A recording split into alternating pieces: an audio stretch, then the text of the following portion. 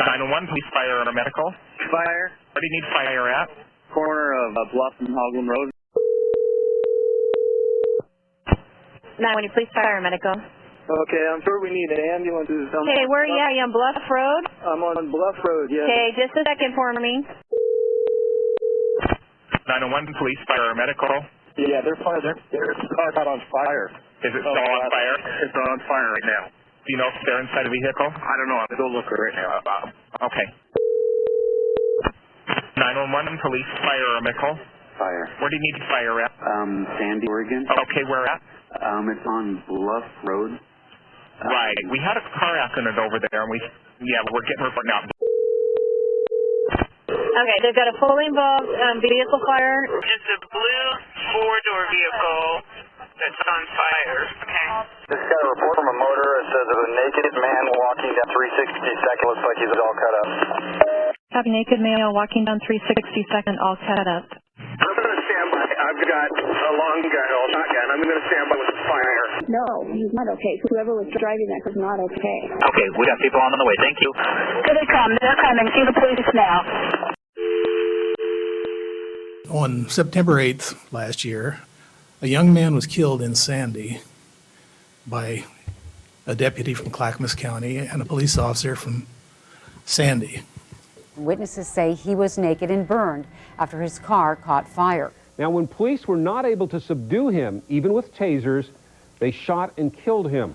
Every year, countless people are killed by police violence in this country. Usually when this happens, there's a pattern of cover-up and deception that you'll see played out in the story of what happened to Fouad Kaady. They often claim that the person had a weapon or made a threatening gesture or somehow had it coming. Some people thought he might have had a gun. Toxicology results for Fouad Kaady have not been made available yet. And the big question tonight, was Kaady on drugs? One question remains unanswered. Was Fouad Kaady on drugs? This is the way they justified themselves.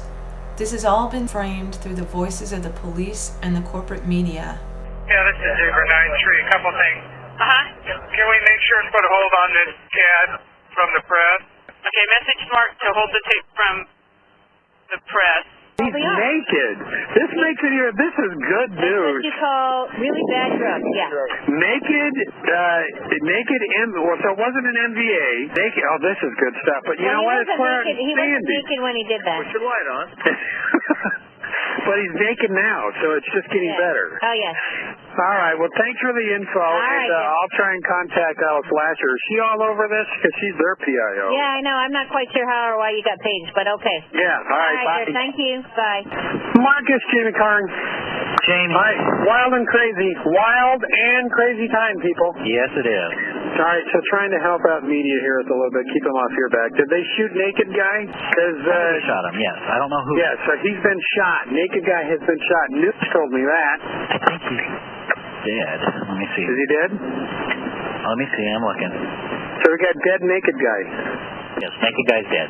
Naked guy is dead. Okay, naked guy can be found at what street? Currently he's laying on 362nd near Bluff. 362nd and Bluff Road. Yes. I copy that. Alice is out there, and I think the sheriff's office is getting their PIO. All right, perfect. That's all I need. Okay. Thanks. Oh, man. Well, that's going to make great media coverage. Yeah, oh yeah. This is definitely one that's going to be on the news tonight. Yeah, no kidding. Up till now, we haven't had anyone else's story about this. It's all been framed through the voices of the police and the corporate media. Hi, Mark. This is Suzanne at CCOM. How are you today? Good. How are you? Good. I was instructed by Heisen to get a hold of you folks. Yeah, the tape is already seized. Everything's already seized on it. It's not going to be released. Okay.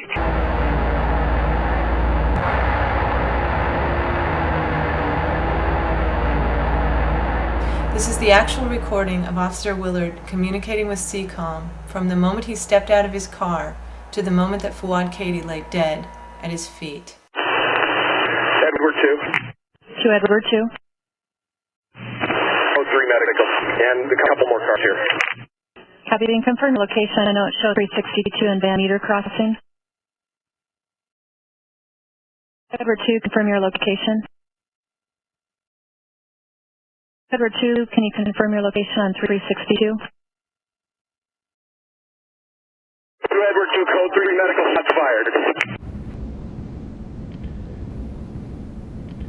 28 seconds. Whenever a police officer murdered or shoot a citizen in the community, it always 2 or 3 days later before anyone have access to that officer. You know why? Because they get together and they try to make their story fit so that when the media get the story, it fit the way in which that these folks over here that call themselves law enforcement officers, they make the story in such a way that when you hear it in the media, you say, oh, the officer had to defend himself. The officer have a right to shoot because his life was threatened. Police were justified in the shooting death of an unarmed man last month outside of Sandy.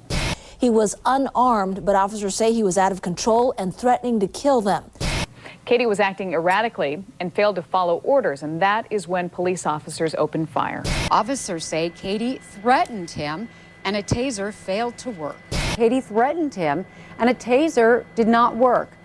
Officers attempted to subdue Kaady, but say when their tasers had no effect, they opened fire. We don't have anyone else's story about this. We only have the police who investigated themselves. Even taking just their own words, when they approached this man, he was sitting on the ground. He was, to quote both officers, he was in a catatonic state. He was in fact in shock.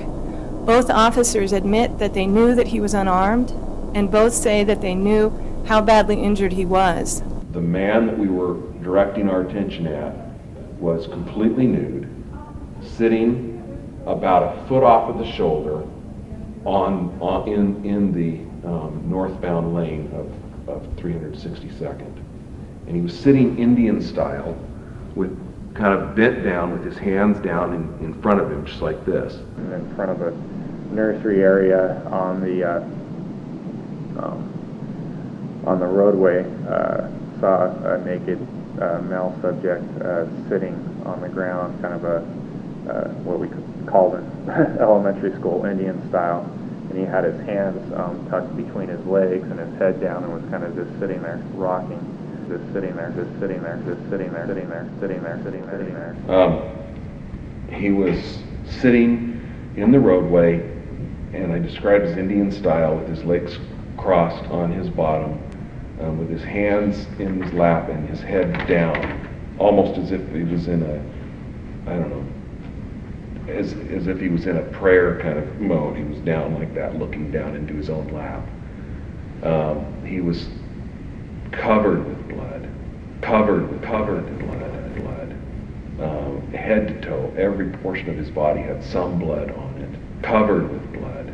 They are unable to deny that they knew how injured he was. Indeed, during their interviews, they were obsessed with it. A lot of his body was just covered in blood, all over his arms, all over his back, his chest, his face, and he just had blood all over him.